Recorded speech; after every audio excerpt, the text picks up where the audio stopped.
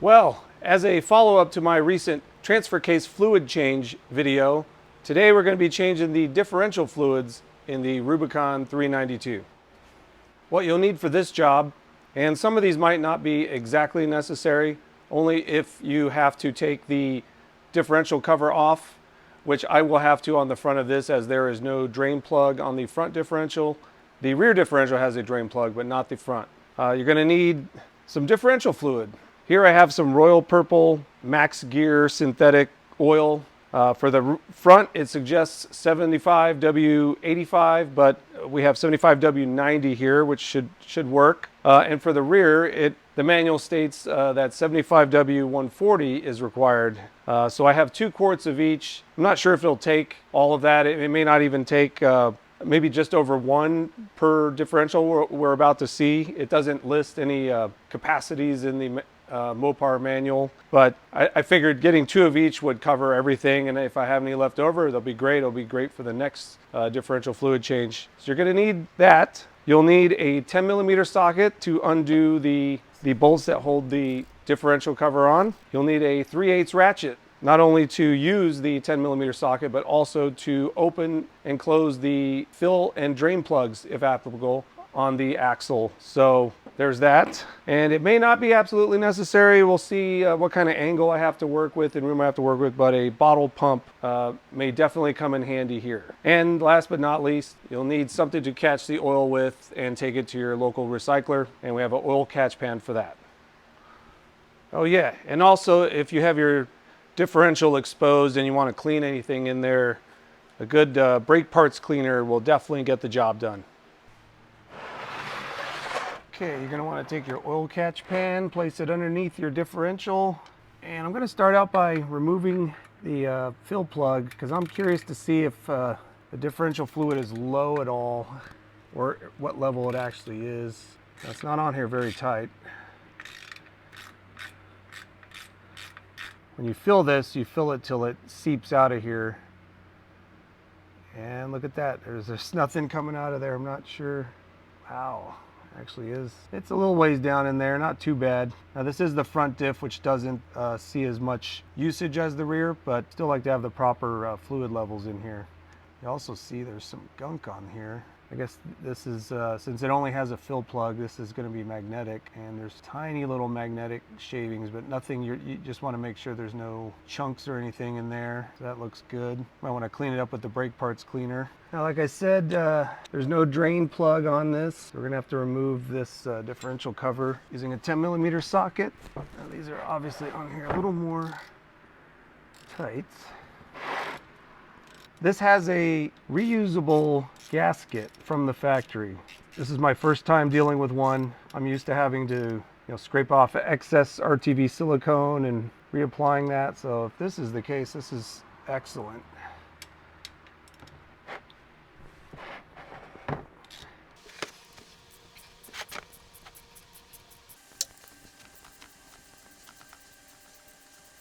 I have to get a wrench. Actually, I have this even smaller ratchet. See if this fits. Got some oil leaking. You can tell this is starting to get loose. You might want to let it drain a little bit so it doesn't all come out at once. Got one last bolt holding it on.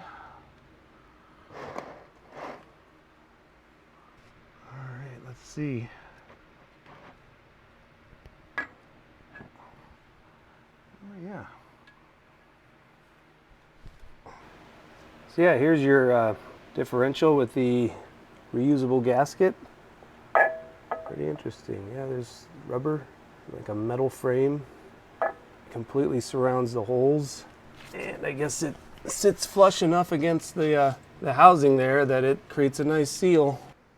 Now's a good time to inspect your differential, if there's any broken teeth.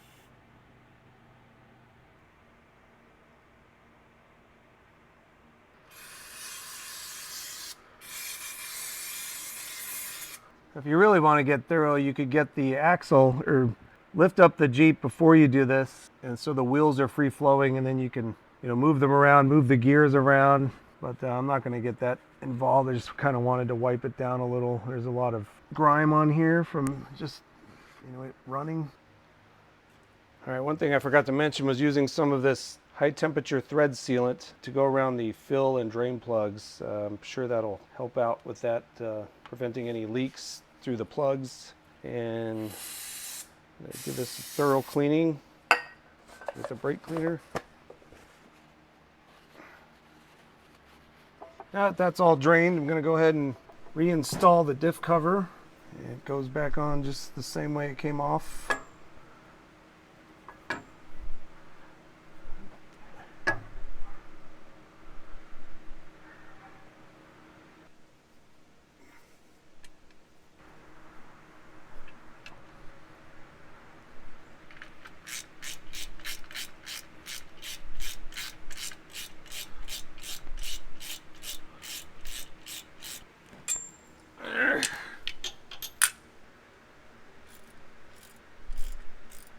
Okay, I'm torquing these down. I don't know the exact torque specs, but you don't want to over tighten them, but at least make them pretty snug. It's kind of hard to get a torque wrench up on some of these. I think I'm going to try to do it without the bottle pump. But yeah, you're going to take a knife and you're going to cut the tip off of this. Make sure there's no inner, oh yeah. First, take off the inside seal. That'll be a good time to cut it. There you go. The only problem here is the angle. Kind of cover this until I get fully in there. Oh. There we go. You just squeeze. Tie rod kind of gets in the way, but it's not too bad. It's already starting to kind of come out. Not even going to take 1 quart. Yeah, it's already coming out. Ugh. Have your fill plug ready. Just like with the transfer case, I'm going to use this high temperature thread sealer. There you go.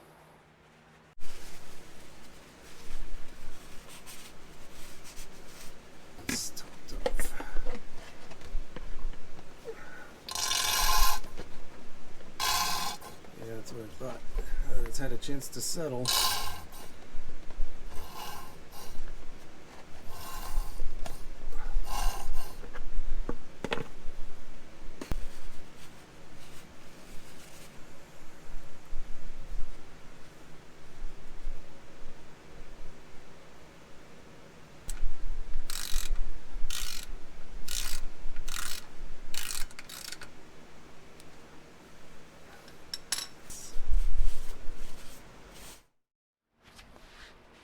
All right, now for the rear, it's pretty much the same deal, except the rear comes with a drain plug, so we don't have to take the diff cover off in order to just change the fluid. Now, if you want to be more proactive and kind of visually inspect everything, clean everything, then it might be a good idea to just go ahead and take it off anyway, especially with the reusable gasket. It's never been easier to inspect your differentials, work on the differentials in the Jeep Wrangler.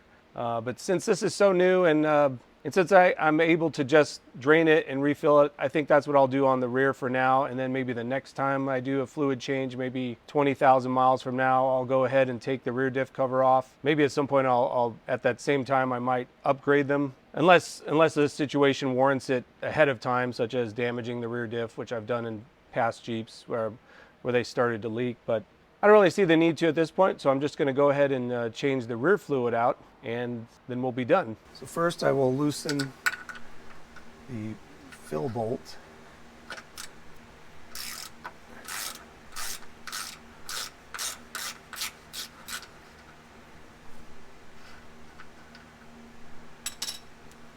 And now I'm going to go ahead and loosen the drain bolt.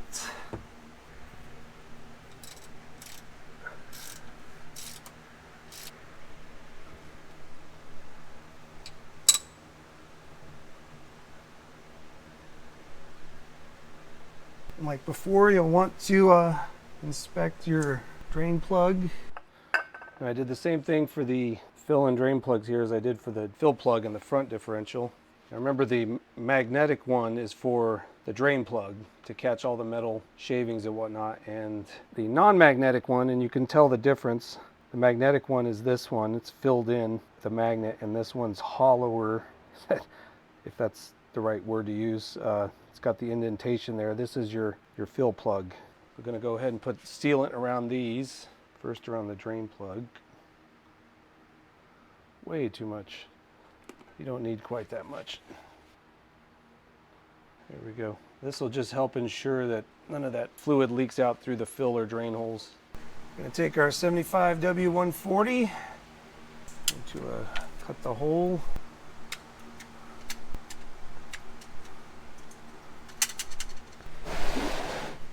And we have a lot more room to work with now. So hopefully this will go off smoothly. I think this is going to take a little more than 1 quart. We'll see here. Get some dripping out the...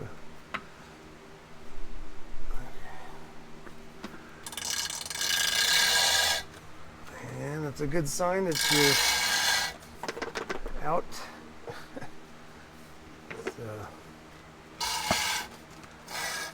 Yep, it's not full.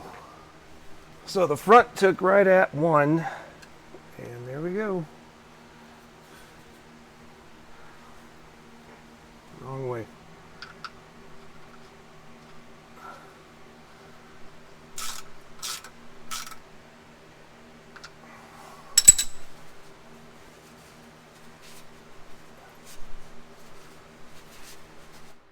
Well, folks, that is how you change the differential fluid in the Jeep Wrangler JL. I hope you found this useful. If you did, please like the video and subscribe to the channel, and we'll see you on the next adventure. Take care.